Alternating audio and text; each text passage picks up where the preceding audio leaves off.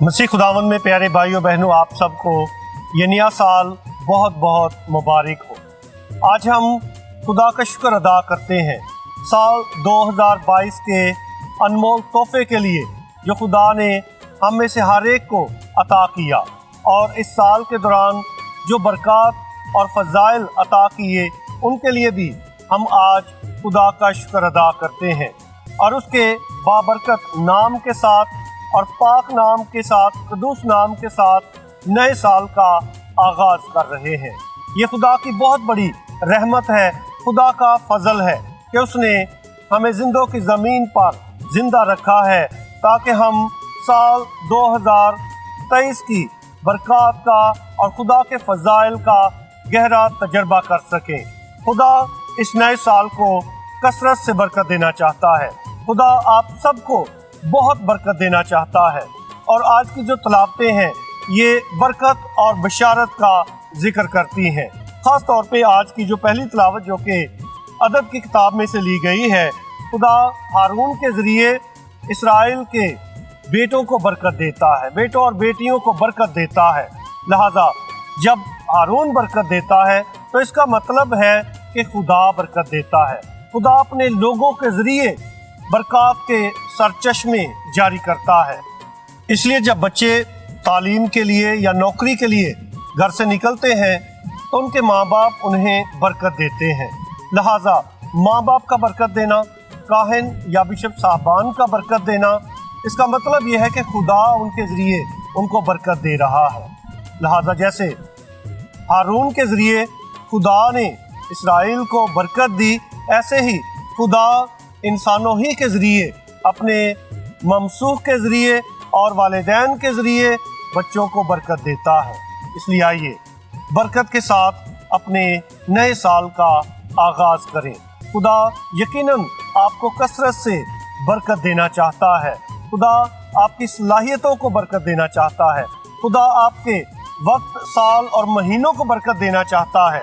اس لیے ضرور ہے کہ ہم خدا کے گھر سے برکت لے کر اپنے نئے سال کا آغاز کریں۔ یقیناً آج کی جو پاک انجیل ہے یہ بھی ہمیں بشارت اور ایک نئی امید دیتی ہے کہ چرواہوں نے جو خوشی کی بشارت فرشتے سے سنی تھی، جب فرشتہ ان پر ظاہر ہوا اور ان کو کہا کہ میں تمہیں ایک بڑی خوشی کی بشارت دیتا ہوں، ڈرو مت۔ یقیناً یہ چرواہے خوشی کی بشارت پا کر، مبشر بن کر جب خدا یسوع مسیح کا دیدار کرنے کے لیے پہنچ جاتے ہیں تو انہوں نے جا کر وہ سب کچھ بتایا جو فرشتے سے انہوں نے سنا تھا، اور جتنے بھی سننے والے تھے وہ تعجب کرتے ہیں، حیران ہوتے ہیں۔ سب سے پہلے ہم چرواہوں کے اس کردار پر غور کریں کہ کیسے وہ جو پیغام فرشتے سے انہوں نے سنا تھا، کیسے اس پر ایمان لائے، ایمان لا کر نئے انسان بن کے تبدیل ہو گئے، اور کیسے وہ بشارت دینے والے یعنی مبشر بن گئے۔ اور جب وہ جا کر اس کی گواہی دیتے ہیں کہ انہوں نے فرشتے سے کیا پیغام سنا تھا، جب اس کو دہرانے لگے تو پھر لکھا ہے کہ لوگ ان کی باتوں پر حیران ہونے لگے، تعجب کرنے لگے۔ لیکن مقدسہ مریم کی بابت لکھا ہے کہ مقدسہ مریم ان سب باتوں کو اپنے دل میں رکھ کر غور کرتی رہی۔ غور کرنا یعنی دھیانو گیان کرنا، اور دھیانو گیان جو ہے، غور و خوض، یہ خاموشی کے لمحات میں ہوتا ہے، سنجیدگی کے لمحات میں ہوتا ہے۔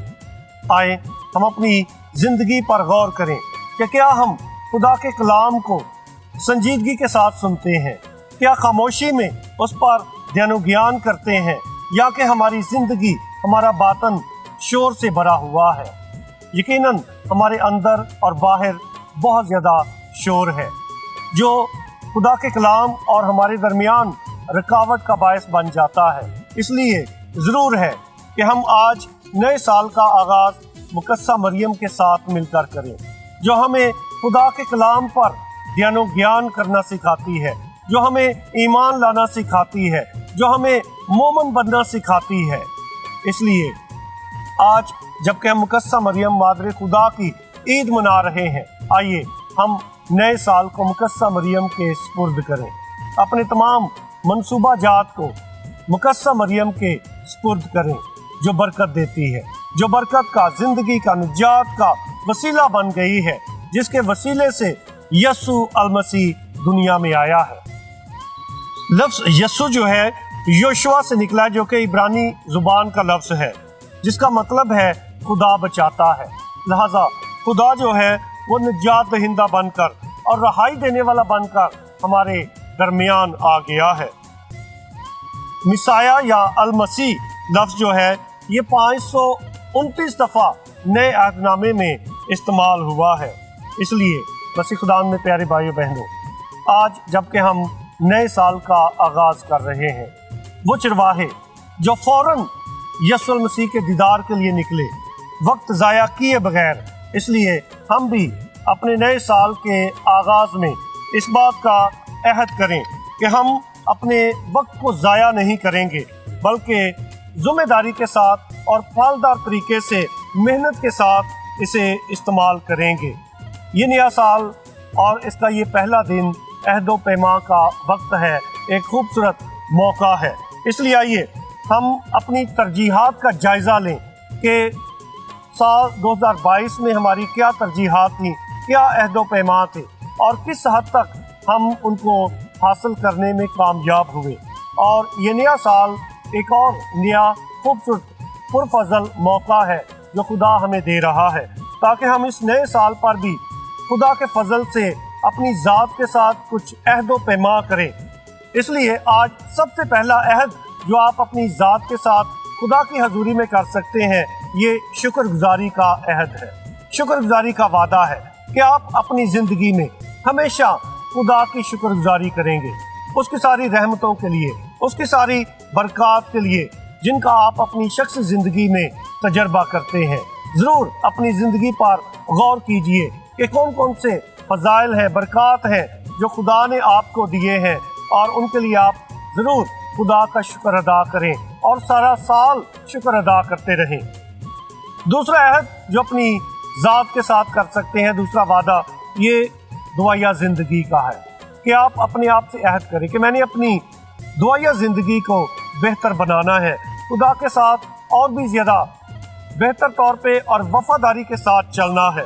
لہذا شخصی دعا، پاک یوکرسٹ میں شامل ہونا، باقاعدگی سے گرجا گھر جانا، خدا کے ساتھ وقت بسر کرنا اور اپنی زندگی کا اس کو معمول بنا لینا، اپنی روزمرہ زندگی کا حصہ بنا لینا، یہ عہد آپ کر سکتے ہیں۔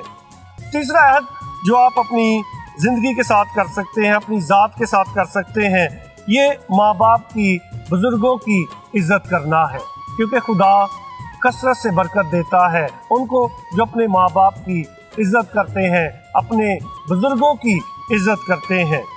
پانچواں عہد جو آپ اپنی ذات کے ساتھ کر سکتے ہیں، یہ چاہے آپ نوکری کر رہے ہیں، چاہے آپ اسٹوڈنٹ ہیں، طالب علم ہیں یا طالبہ ہیں، آپ یہ عہد کر سکتے ہیں کہ آپ نوکری یا اپنی پڑھائی اور بھی زیادہ ذمہ داری اور وفاداری کے ساتھ کریں گے۔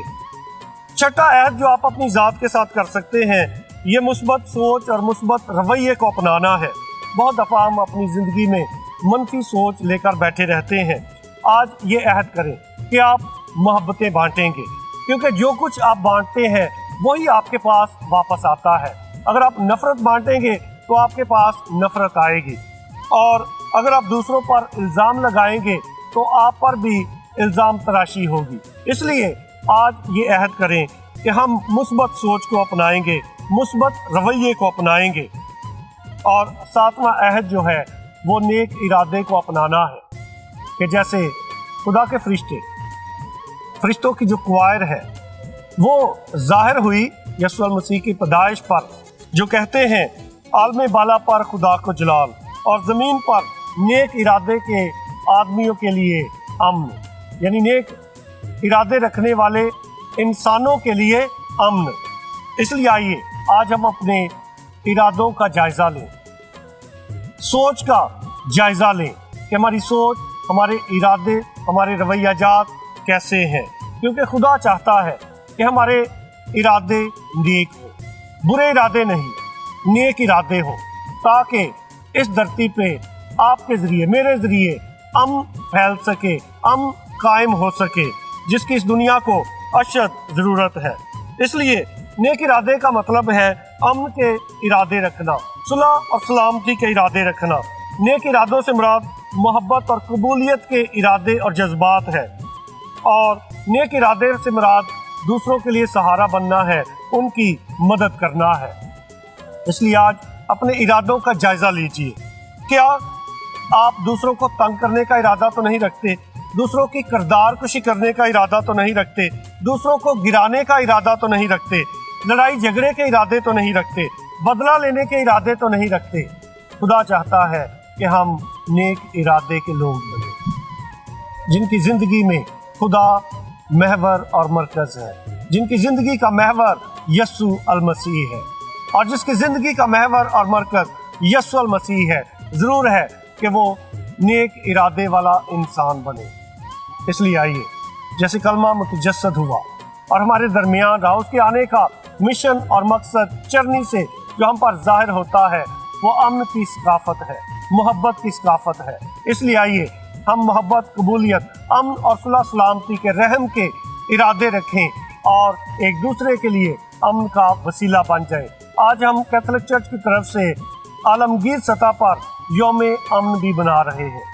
इसलिए ज़रूर है कि हम इस धरती पे अमन कायम करने के लिए तमाम तर कोशिश करते रहें और एक दूसरे के लिए अमन का वसीला बने। आप सबको मेरी तरफ से और फजीलत Moab arch bishop doctor Joseph Arshad साहब जो हमारे चेयरमैन हैं, उनकी तरफ से, RVA की सारी टीम और वेव स्टूडियो की सारी टीम की तरफ से नए साल की खुशियाँ बहुत बहुत मुबारक हो।